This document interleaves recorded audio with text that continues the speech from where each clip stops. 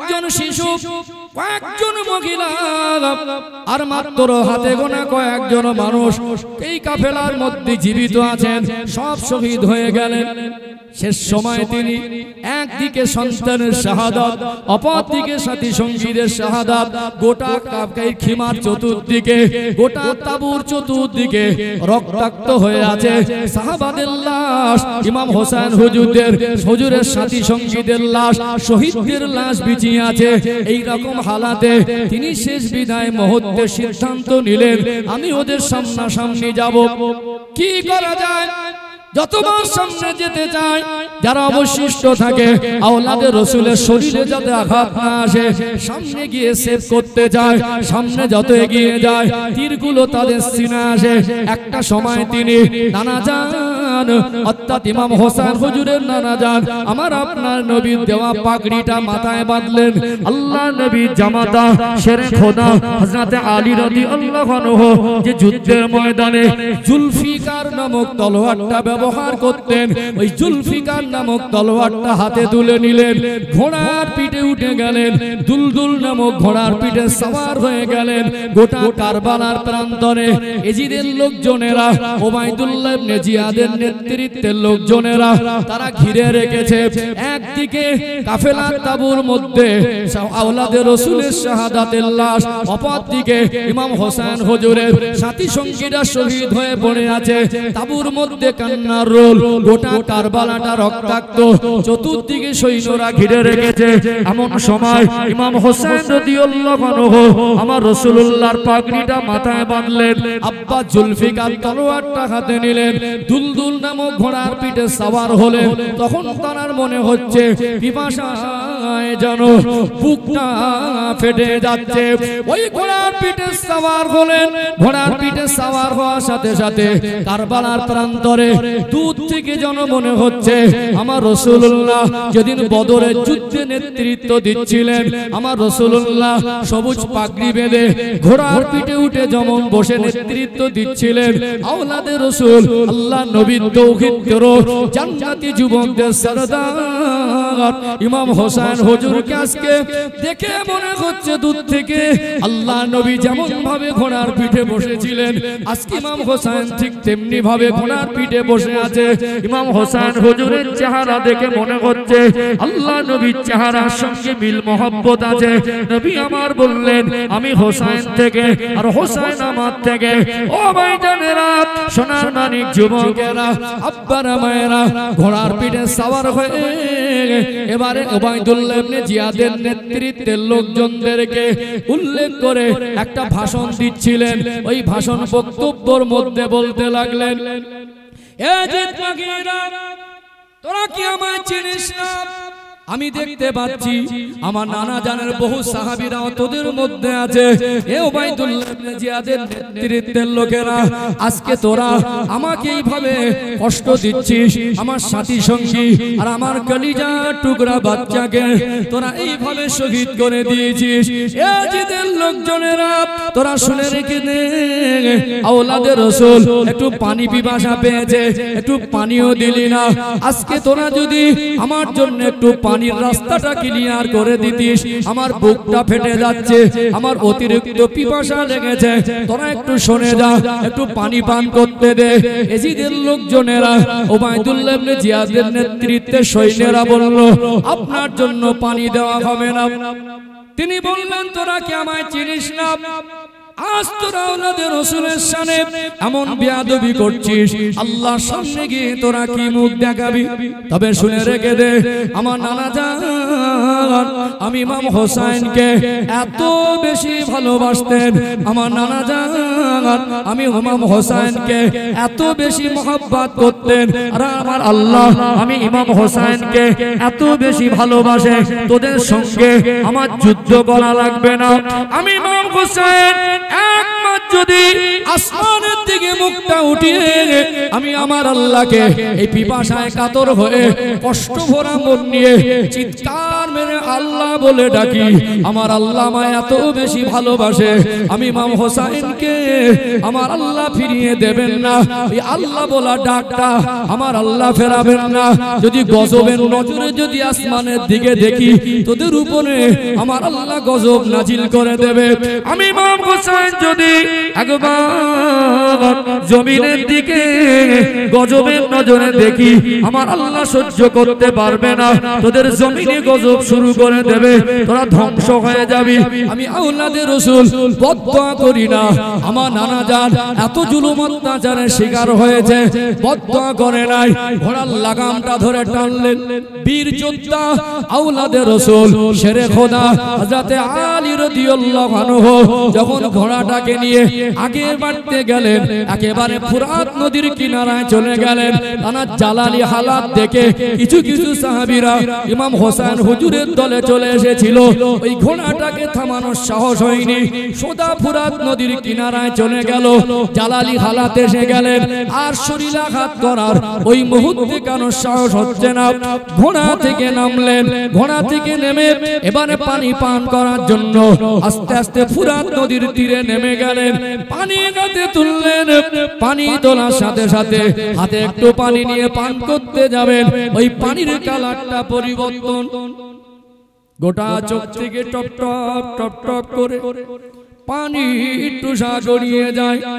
এটা শুধু ফুরাত নদীর পানি নয়, হাতে যে হযরত আলী আসগর রাদিয়াল্লাহু আনহু ইমাম হোসেন হুজুরের কলিজার টুকরা সন্তানের সেই শাহাদাতের রক্ত, ওই রক্ত মাখা হাত দিয়ে যখন পানিটা তুললেন, মনে মনে করতে লাগলেন, এটা তো শুধু ফুরাত নদীর পানি নয়, এটা হলো আওলাদে রাসূলের রক্ত মিশ্রিত পানি। এই পানির কালারটা পরিবর্তন হয়ে গেল। মনে পড়ে গেল আমার সোনার মানিক, যার অবয়বটা, যার চেহারাটা যে আলী আসগর হুজুরের অবয়বটা আমার রাসূলুল্লাহর সঙ্গে হুবহু মিল পাওয়া যায়। সন্তানের স্মৃতিটা চোখে ভেসে উঠল, যে আলী আসগর হুজুরের চেহারা, নাক নকশা যেমন, চোখটা যেমন, নাকটা যেমন, কপালটা যেমন আমার রাসূলুল্লাহর সঙ্গে হুবহু মিল পাওয়া যায়। তিনি ভাবতে লাগলেন, এই বাচ্চাটা আমার হাতে শহীদ হয়েছে, এরা পানি দিল না, এই পানি আমি পান করব না। হাতে পানি নিলেন, পান না করে এবারে ফুরাত নদীতে পানিটা ছেড়ে দিলেন। জালালি হালাতে উঠে আবার ঘোড়ার পিঠে উঠতে যাবে, চতুর্দিকে লোকেরা গোল করে ঘিরে রেখেছে। একটা কথা বলেছিলেন উবাইদুল্লাহ ইবনে জিয়াদের নেতৃত্বে লোকেরা, শুনে রেখে দে, আমি ইমাম হোসেন, আমার বাবা হলেন শেরে খোদা হযরত আলী, আজকে যদি আওলাদে রাসূল পানি পান করত, তোরা সংখ্যায় কত বড় নয়, এই কারবালার ময়দানটা খালি করার জন্য আর কারোর প্রয়োজন হতো না। আওলাদে রাসূল একা যথেষ্ট হয়ে যেত। যেহেতু আমি যুদ্ধ করতে আসিনি, তোদের উদ্দেশ্য আর তোদের চক্রান্ত আমি বুঝতে পেরেছি। আমার নানা জানের ভবিষ্যৎবাণীটা আমার মনে পড়ে গেছে। আমার নানা জান ভবিষ্যৎবাণী করেছিলেন, আজকে তা বাস্তবে রূপ নিতে চলেছে। বুঝতে পেরেছি তোরা আমায় ছাড়বি না। বল বল সময়টা কোন সময়? সময়টা ছিল জুমার সময়। তোরা একটু আমার সময় দে। নামাজের নিয়ত করে নিলেন, সিজদায় চলে গেলেন। সীমান নামক ব্যক্তি দুঃসাহস করে আওলাদে রাসূলের উপরে তলোয়ারে আঘাত করে জুমার দিনে 61 হিজরি এই মুহররম মাসের 10 তারিখ শুক্রবারে ইমাম হোসেন রাদিয়াল্লাহু আনহুকে ইরাকের কারবালা নামক প্রান্তরে ফুরাত নদীর তীরে শহীদ করে দিলেন। ইন্না লিল্লাহি ওয়া ইন্না ইলাইহি রাজিউন। আল্লাহুম্মা সাল্লি আলা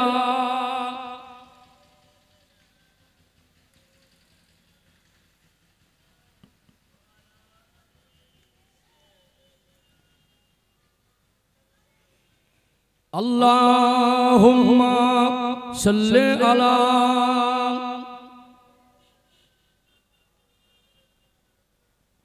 ওয়া আলা আলি সাইয়্যিদিনা সম্মানিত ভাইরা, ইমাম হোসেন রাদিয়াল্লাহু আনহুকে খুব নির্মম ভাবে কারবালা নামক প্রান্তরে 61 হিজরিতে তানাকে এজিদের সমর্থনের লোকেরা উবাইদুল্লাহ ইবনে জিয়াদের নেতৃত্বে সৈন্যরা কারবালার প্রান্তরে শহীদ করেছিলেন। তানার দুনিয়ায় আগমনের সময় ছিল 4th হিজরি সনে। আল্লাহর নবী মদিনায় যাওয়ার 4th বছরে তিনি দুনিয়া এসেছিলেন। ওটা ছিল 4 হিজরি, আর ওফাত হচ্ছে 61 হিজরি মুহররম মাসের 10 তারিখ। তিনি দুনিয়ায় টোটাল হায়াত পেয়েছিলেন যদি 60 থেকে 4 বাদ দেন তো 56 বছরের মতো। আর ইমাম হাসান রাদিয়াল্লাহু আনহু তানার দুনিয়া আগমনের হিজরি সন হলো 3 হিজরি। দুই ভাই 1 বছরের ছোট বড় ছিলেন, কম বেশি 1 বছরের মতো ছোট বড় ছিলেন। ইমাম হাসান হুজুর শহীদ হয়েছিলেন 50 হিজরি। তাহলে 3 বাদ দিলে বড় ভাই বেঁচে ছিলেন ইমাম হাসান রাদিয়াল্লাহু আনহু 47 বছরের মতো, আর ইনি বেঁচে ছিলেন 56 বছরের মতো। অর্থাৎ এই কারবালার ঘটনা থেকে আমাদের শিক্ষা, ইসলামের জন্য অন্যায়ের কাছে মাথা নত করা যাবে না। বেঁচে থাকা অবস্থায় চোখের সামনে ইসলামকে ক্ষতি হতে দেওয়া যাবে না। প্রেসার ক্রিয়েট করে ইমানদারের কাছ থেকে ইসলামের একটা আইন বিলুপ্ত হবে, আর তারকে প্রেসার ক্রিয়েট করে সেই কাজটা করাতে বাধ্য করবে, শহীদের রাস্তা পেতে নেবেন, কিন্তু ইসলামের ক্ষেত্রে আপোষ করতে যাবেন না। এটা আমাদের শিক্ষা। অথচ আমরা মূল শিক্ষা সেগুলো ভুলে গিয়ে আজকে প্রকৃত ইতিহাস ভুলে গিয়ে ইসলামের প্রকৃত আইন কানুন ভুলে গিয়ে আজ কিছু অজ্ঞতাবশত আমার সমাজে কিছু মানুষ দেখা যায় এই মুহররম মাসের, যে মাসের ফজিলত, গুরুত্ব, মহত্ব, তাৎপর্য আল্লাহ নিজে কোরআন শরীফে বর্ণনা করেছেন, সেই মাস ফালা তাজলিমু ফীহিন্না আনফুসাকুম, যেটা নিজেকে গুনাহ থেকে পবিত্র রাখার মাস, সেই মাসকে আমরা এই পবিত্র দিন, যে দিনটা দোয়া কবুলের দিন, যে দিনে রোজা রাখলে আল্লাহ বিগত 1 বছরের গুনাহ মাফ করে দেন, যে দিনে 313টা ঐতিহাসিক ঘটনা আল্লাহ ঘটিয়েছেন, যে দিনে আল্লাহ কিয়ামত সংঘটিত করবেন, যে দিনে আওলাদে রাসূল ইমাম হোসেন হুজুর তার সাথী সঙ্গীদেরকে নিয়ে জান দিয়ে দিলেন, ইসলামের কোন আইনকে বিলুপ্ত হবে তিনি এইটুকু সহ্য করে নিলেন না। আজকে আমরা তার জীবনী থেকে, তার শাহাদাত থেকে শিক্ষা গ্রহণ না করে আমাদের সমাজের কিছু মানুষ আরো ইসলাম বিরোধী কাজ কি করে, অস্ত্র মিছিল করে। অস্ত্র মিছিলের সঙ্গে ইসলামের কোনো সম্পর্ক নেই। ইসলামের একটা আইন যাতে মিটে না যায় সেই জন্য তিনি শাহাদাতের পথ বেছে নিলেন, আপোষ বেছে নিলেন না।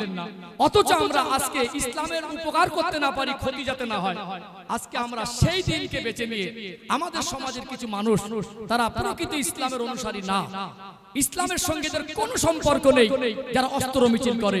এই মুহররম মাসের 10 তারিখকে কেন্দ্র করে অস্ত্র মিছিল করে, আর এটা অন্য ধর্মাবলম্বীদের কাছে মেসেজ যায়, মনে হয় ইসলামে অস্ত্র মিছিলের রীতিনীতি আছে। ইসলামে কোনো অস্ত্র মিছিলের রীতিনীতি নেই। অথচ আমাদের 24 পরগনা জেলায় বহু জায়গায় অস্ত্র মিছিল করে না, অস্ত্র মিছিল করে। আবার আমাদের এই ভারতবর্ষ একটা ধর্মনিরপেক্ষ রাষ্ট্র, আমাদের দেশের সংবিধান মহান, এই দেশের সংবিধান বৃহৎ সংবিধান, বিশ্বের যত রাষ্ট্র আছে স্বাধীন রাষ্ট্র, বৃহৎ সংবিধান যদি কোনো দেশের থাকে সেটা হলো ভারতবর্ষ। এই বৃহৎ সংবিধান, তবে আমাদের কাছে ধর্মীয় দৃষ্টিকোণ থেকে মানুষ জাতির জীবন যাপনের সংবিধান আল্লাহর কোরআন, এর মতো নিখুঁত আর সংবিধান পৃথিবীতে মানুষের তৈরি সংবিধান হতে পারে না। আমরা ভারতবাসী হিসাবে আমরা দেশের সংবিধানকে শ্রদ্ধা করি। আমাদের দেশ আমাদের গর্বের দেশ, অর্থাৎ জাতি ধর্ম বর্ণ নির্বিশেষে আমরা মিলেমিশে আছি, থাকবো। এখানে দেখা যায় আমাদের হিন্দু ভাইরা দুর্গা পূজা করে, সরস্বতী পূজা করে, কালী পূজা করে, তারা রামনবমীর মিছিল করে না? তারাও দেখে অস্ত্র মিছিল করে। যখন তাদেরকে মিডিয়া পার্সন প্রশ্ন করে আপনারা রাস্তায় এই উন্মুক্ত খোলা ধারালো অস্ত্র নিয়ে মিছিল করছেন, আপনারা সমাজকে কি বার্তা দিতে চাইছেন, তখন তারা আমার কওমের ইসলাম ধর্ম অবলম্বীদের মধ্যে কিছু মানুষ তারা ইসলামকে সঠিক না জানে আর না বোঝার চেষ্টা করেছে, এদের সঙ্গে ইসলামের কোনো সম্পর্কই নেই। যারা অস্ত্র মিছিল করে, অস্ত্র মিছিলের সঙ্গে ইসলামের কোনো সম্পর্ক নেই, তারা তখন অন্য ধর্মাবলম্বীরা বলেন মুসলমানরা যখন মুহররম অস্ত্র মিছিল করে তখন আপনারা কোথায় থাকেন। তার মানে এই কর্মকাণ্ডের দ্বারা আজ যারা শরিয়াত বিরোধী কাজ করে, অস্ত্র মিছিলের কোন নিয়ম বা আদেশ ইসলামে নেই, তারা গায়ের জোরে ইসলাম বিরোধী কাজ করে, এর দ্বারা আমার অন্য কোন কওমের মানুষের কাছে মেসেজ গেছে যে ইসলামে হয়তো অস্ত্র মিছিল আছে। আপনি ইসলামের উপকার করতে পারলেন না, অথচ আপনি ইসলামের ক্ষতি করছেন। যে ইসলামের ক্ষতি যাতে না হয়, ইমাম হোসেন রাদিয়াল্লাহু আনহু তিনি শাহাদাত বরণ করলেন, আর আপনি সেই শাহাদাতের দিনটায় ইসলামের বদনাম করছেন, ইসলামের ক্ষতি করছেন। আপনার এই কুকর্মের কারণে, হারাম কাজের কারণে গোটা বিশ্বে সোশ্যাল মিডিয়ার মাধ্যমে হাজার হাজার অন্য ধর্মাবলম্বীদের কাছে ইসলাম সম্পর্কে ভুল মেসেজ যাচ্ছে। কত বড় একটা জঘন্য পাপ! ইসলামের তো উপকার করতে পারলেন না, বরং ইসলাম সম্পর্কে ভুল মেসেজ মানুষের কাছে পৌঁছাচ্ছেন। এটা ইসলামের ক্ষতি করছেন, এর জন্য কঠিন জবাবদিহি করতে হবে। অর্থাৎ কিছু মানুষ দেখা যায় এই দিনে মাতম করে, তাজিয়া বের করে, লাঠি খেলা করে, অর্থাৎ ঘোড়া ভাড়া করে আনে। যদি জিজ্ঞাসা করা হয় কেন আপনারা তাজিয়া বের করলেন, কেন আপনারা আজকে বুক চাপড়াচ্ছেন, কেন শরীরে রক্ত ঝরাচ্ছেন, তারা জবাব দেন আওলাদে রাসূল তিনি শহীদ হয়েছিলেন, তানার স্মরণে, তানার মায়া মমতায়, তানার ভালোবাসায় আমরা আজকে এই দিনে আমাদের শরীরে দেখেছেন না কিছু আমাদের মানে চোখে দেখা যায় যারা শিয়া সম্প্রদায়ের মানুষ শরীর দিয়ে শরীরের বিভিন্ন জায়গায় আঘাত করে তারা কাটা কেটে রক্তপাত করা ঘটায় না, কাটে না। সুস্থ মানুষ তাদের শরীরে ধারালো অস্ত্র দিয়ে, বেলেট দিয়ে, ধারালো ছুরি দিয়ে বুকে হাত চেপড়ে চেপড়ে গোটা বুকটা কেটে রক্তাক্ত করে, করে কি করে? এর সঙ্গে ইসলামের কোনো সম্পর্ক নেই। আপনারা বলছেন তাহলে ইমাম হোসেন হুজুরকে শহীদ করা হয়েছিল, তাই জন্য বুকে হাত চাপড়াচ্ছেন, মাতম করছেন, তাই জন্য অস্ত্র মিছিল করছেন, রাস্তায় বেরোচ্ছেন। এটা যদি ইমাম হোসেন হুজুরের অনুসরণ করা হয়, তাহলে ইমাম হাসান হুজুর তো তানাকে বিষ খাইয়ে শহীদ করা হয়েছিল, ছুরির আঘাত করে তানাকে শহীদ করা হয়েছিল, এই জন্য বুকে ছুরি মারছেন। ইমাম হাসান হুজুরকেও তো বিষ পান করে শহীদ করা হয়েছিল, তাহলে আপনারা কি বিষ পান করে শোক প্রকাশ করবেন? আমি যদি মেসেজটা দিতে চাই, আমি এখান থেকে পরিষ্কার করতে চাই, আমার অনেক মিডিয়া ভাইরা আছেন, তাদের খেদমতকে আল্লাহ কবুল করেন।